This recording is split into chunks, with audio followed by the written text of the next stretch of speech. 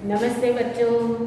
आज अपने कक्षा 7 और विषय हिंदी उसकी कविता 5 हिंद देश के निवासी। यह कविता आप अपनी किताब में निकालो। पन्ना 29 हिंद देश के निवासी। निकाला। हिंद देश के निवासी यह कविता है। हिंद यानी भारत देश और उसके निवासी यानी भारत देश में रहने वाले लोग। हम सब भारत देश में रहते हैं, तो हम सब क्या कहलाते हैं? भारतीय, भारतवासी कहलाते हैं। हम हिंदू हैं, मुसलमान हैं, ख्रिस्ती है, फारसी है, जैन है, फिर भी हम सब क्या है? भारतीय है। तो विविधता में एकता, वही हमारे भारत देश की विशेषता है। विविधता में एकता। हम सब लोग जाति से अलग है, धर्म से अलग है, सबका पहनावा अलग है, सबकी भाषाएं अलग है, सबकी बोली अलग है, सबके त्योहार अलग है, सबके उत्सव अलग है, फिर भी हम सब भारतीय हैं। विविधता में एकता, वही भारत देश की विशेषता है और साथ ही विकास और शक्ति की परिवाचक भी है। मानवीय एवं प्राकृतिक विविधताएं होते हुए भी हम सब एक सूत्र में बंधे हैं कि हम सब भारतीय हैं। विभिन्न दृष्टांतों के द्वारा कवि ने भारत को एक सूत्र में बांधने के लिए और भारत की भव्यता दिव्यता का गान इस काव्य के अंदर किया गया है। भारत एक निराला देश है और भारत देश में अनेक जातियां, धर्म के लोग रहते हैं और यहाँ प्रकृति के भी अलग अलग रूप हैं। फिर भी इतनी विविधता के बावजूद भी हम सब यहाँ एक बनकर रहते हैं। हम सब में एकता है। यहाँ सब लोग हिल मिलकर शांति से रहते हैं। इस कविता में हमारे देश की यही विशेषता, यही निरालापन इस काव्य में बताया गया है। चलो अपनी किताब खोलो, उसमें ध्यान रखो। हिंद देश के निवासी सभी जन एक है, रंग रूप वेश भाषा चाहे अनेक है। बेला गुलाब जूही चंपा चमेली, प्यारे प्यारे फूल गुथे माला में एक है। कोयल की कूक न्यारी, पपीहे की टेर न्यारी, प्यारी गा रही तराना बुलबुल, राग मगर एक है। गंगा यमुना ब्रह्मपुत्र कृष्णा कावेरी, जाके मिल गई सागर में हुई सब एक है। धर्म है अनेक जिनका सार वही है, पंथ है निराले सबकी मंजिल तो एक है। हिंद देश के निवासी सभी जन एक है। हिंद देश, हिंद यानी भारत देश के निवासी, भारत देश में रहने वाले लोग सभी जन एक है, सभी लोग एक है। रंग रूप वेश भाषा चाहे अनेक है। हर भारत देश में रहने वाले लोगों में रंग रूप पहनावा और वेश यानी पहनावा और भाषा जो अपने बोलते भाषा चाहे अनेक है। भाषा भी सबकी अलग अलग है, सबके पहनावा अलग अलग है, सबके धर्म अलग अलग है, सबके रंग अलग अलग है और सबके रूप भी अलग अलग है। बेला गुलाब जूही चंपा चमेली फूलों के नाम है। बेला यानी मोगरा, गुलाब, जूही, चंपा और चमेली, ये सब फूल अलग अलग होते हैं, सबका रंग अलग अलग होता है, लेकिन सभी फूल अपने को क्या देते हैं? क्या देते हैं? सुगंध देते हैं, है ना?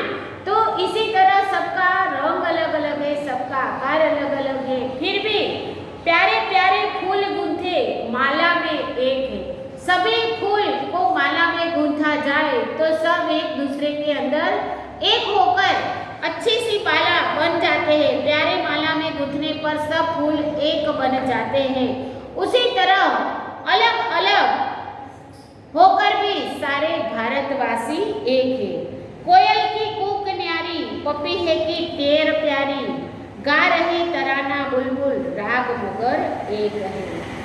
कोयल की कूक यानी कोयल की कूक, कूक यानी कोयल की आवाज, पपीहे की टेर, पपीहा यानी एक पक्षी का नाम, पपीहा की टेर प्यारी, पपीहा की, कोयल की कूक न्यारी, कोयल की आवाज सबसे न्यारी सबसे अलग होती है। इसी तरह पपीहे की टेर प्यारी, पपीहा बोलता है तो भी बहुत सुंदर अपने को लगता है, गा रही तराना बुलबुल, राग मगर एक है। प्रकृति के अंदर जो भी पशु पक्षी जो भी अपनी बोली में मिठास है, बुलबुल का गीत भी अलग तरह का होता है, पपीहे का अलग तरह का होता है, कोयल की कूक भी अलग होती है, मोर भी अलग बोलता है। इन सब पक्षियों में गाने भले ही अलग हो, लेकिन अलग अलग हो पर सबका राग एक है। इसी तरह अलग अलग बोली अपने गुजरात में गुजराती, महाराष्ट्र में मराठी, राजस्थान में मारवाड़ी, यानी सभी प्रांत में अलग अलग बोली होने के बावजूद भी सबकी भाषा बोलने वाले भारतीयों की आवाज सिर्फ एक है कि हम भारतवासी हैं। गंगा यमुना ब्रह्मपुत्र कृष्णा कावेरी, अपने देश में बड़ी बड़ी नदियां बह रही है, गंगा हो, कृष्णा हो, कावेरी हो, ब्रह्मपुत्र, यमुना, कोई भी नदी है, लेकिन सब नदी का पानी कहाँ जाकर मिलता है? सागर में। जाके मिल गई सागर में, हुई सब एक है। नाम नदियों के नाम अलग अलग है, लेकिन सब नदी कहाँ जाकर मिल जाती है? सागर में। इसी तरह ये सब सागर में मिलकर एक हो जाती है। धर्म है अनेक जिनका सार वही है, सबके धर्म अलग अलग है।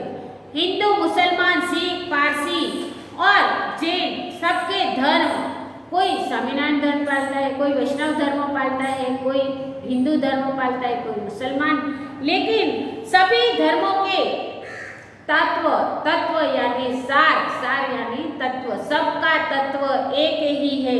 सभी संप्रदाय अलग अलग होकर भी सभी किसकी आराधना करते हैं? एक ईश्वर की, एक भगवान की, और विशेषता रखते हैं, पर सबका ध्येय तो एक ही है। धर्म है अनेक जिनका सार वही है, पंथ है निराले सबकी मंजिल तो एक है। सबके पंथ अलग अलग है, सबके धर्म, सबके संप्रदाय अलग अलग है, फिर भी सभी को जाना है ईश्वर के दरबार में, सभी का मंजिल तो सबकी एक है।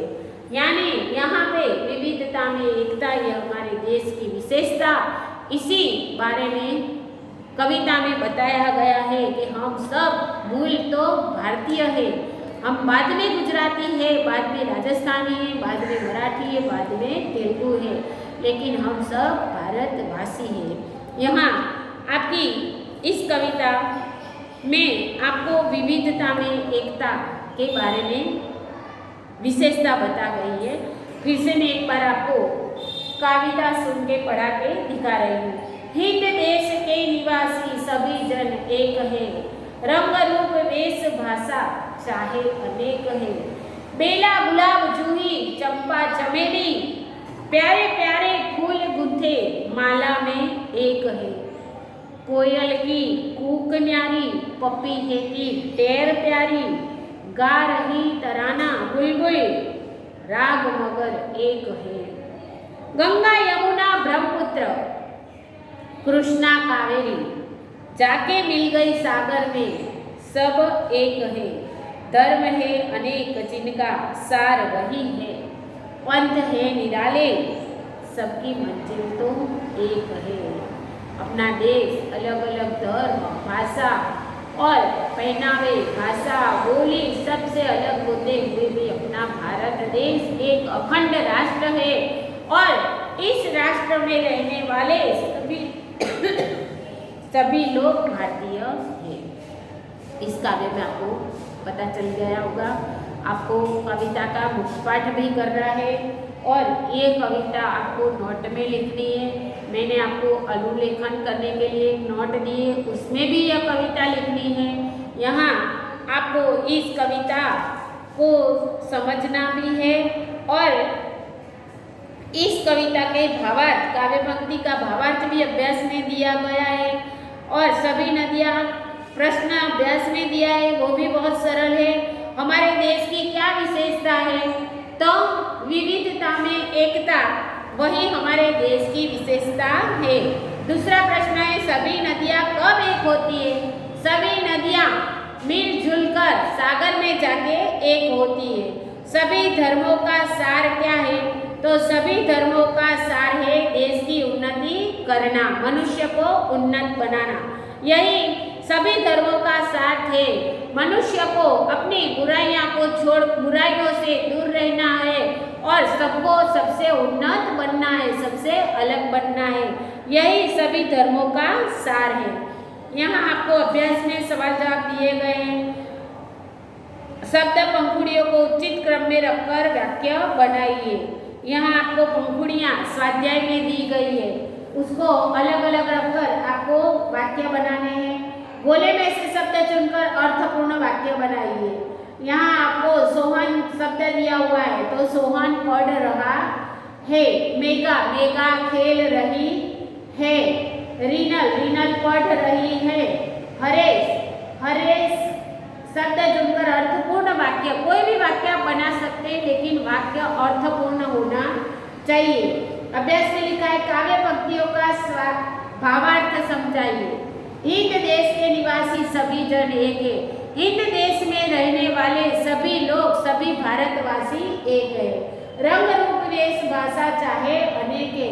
सभी लोगों के रंग रूप वेश भाषा पहनावा बोली अलग अलग होते हुए भी सभी लोग एक हैं। यहाँ आपका काव्य पूर्ण होता है और आपको ये शब्दार्थ नोट में लिखना है, उसके बाद गृह कार्य करना है। अनुलेखन के नोट में काव्य लिखना है, काव्य का आदर्श गान भी करना है और इस प्रश्नों के उत्तर, अभ्यास और स्वाध्याय के प्रश्नों के उत्तर आपको विषय की नोट में लिखना है। यहाँ